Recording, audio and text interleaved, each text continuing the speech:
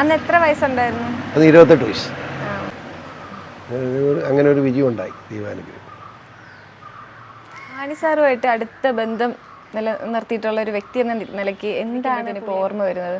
മാണി സാറിനോട് അടുത്ത ബന്ധം എന്ന് പറഞ്ഞാൽ മാണി സാറിനെ ഞാൻ വിമർശിച്ചിട്ടുള്ള, ഞാൻ ചീത്ത വിളിച്ചുകൊണ്ട് ലോകത്താരും ചീത്ത വിളിച്ചിട്ടില്ല. പക്ഷെ ഒരു സത്യമുണ്ട്, അദ്ദേഹത്തെ പോലെ മാന്യനായ ഒരു നേതാവ് ക്രൈസ്തവ സമൂഹത്തിനുണ്ടായിട്ട് സത്യം 100% ശരിയും സത്യമുള്ളവരായിരുന്നു. പുള്ളി ഒരു അഴിമതിക്കാരൊന്നും ആയിരുന്നില്ല. വല്ലവരും കൊണ്ട് കൊടുത്ത ഒരു പവനൊക്കെയാണ് പുള്ളിയുടെ കൈക്കൂലി. മകൻ വന്നതോട് അത് മാറി. മകൻ കുഴപ്പക്കാരനായിരുന്നു. ഞാൻ എൻ്റെ വിശാംശയിൽ കിടക്കുന്നില്ല. പിന്നെ ആരെയും കുറ്റം പറയാൻ എനിക്ക് ഇഷ്ടമില്ലാത്തതുകൊണ്ട് കിടക്കുന്നില്ല. അതാണ് സത്യം. മാണി സാറിൻ്റെ അവസാന കാലത്ത് മാണി സാറ് വലിയ ഗതികേടിലായിരുന്നു. അങ്ങേരെ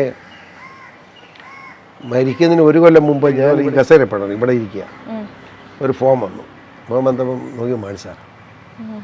ഞാൻ ചെന്നൈ മാണി സാറേ എനിക്ക് ഉടൻ കാണണം എന്ന് പറഞ്ഞു. ഞാൻ പറഞ്ഞു ഞാൻ കുളിയെല്ലാം കഴിഞ്ഞ് 9 മണി ഞാൻ വരാം. 6:45 കഴിഞ്ഞുള്ളൂ. പറ്റുകയില്ല ചോറെ ഇപ്പം കാണണം. ഒറ്റ കാറിച്ച കരഞ്ഞപ്പോൾ എൻ്റെ കെട്ടിൽ ഉടനെ തന്നെ മുറി കയറി എൻ്റെ മുണ്ട് കയ്യിലുമുണ്ടായിരുന്നു. പറിച്ച് വെള്ളം മുണ്ടെടുത്ത് കൊടുത്തു.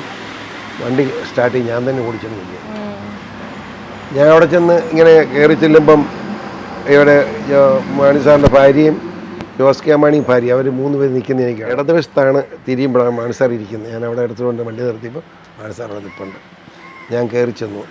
എൻ്റെ മാണി സാറെന്ന് വെച്ചു, എൻ്റെ മകനെ എനിക്ക് ഒരു ഗ്ലാസ് കട്ടൻ കാപ്പി ഇതുവരെയും കിട്ടി. അപ്പോൾ 7:15 ഒരു ഗ്ലാസ് കട്ടൻ കാപ്പി എനിക്ക് കിട്ടിയിട്ടില്ല. മാനെ ഞാൻ എന്ത് ചെയ്യും? കരയുക.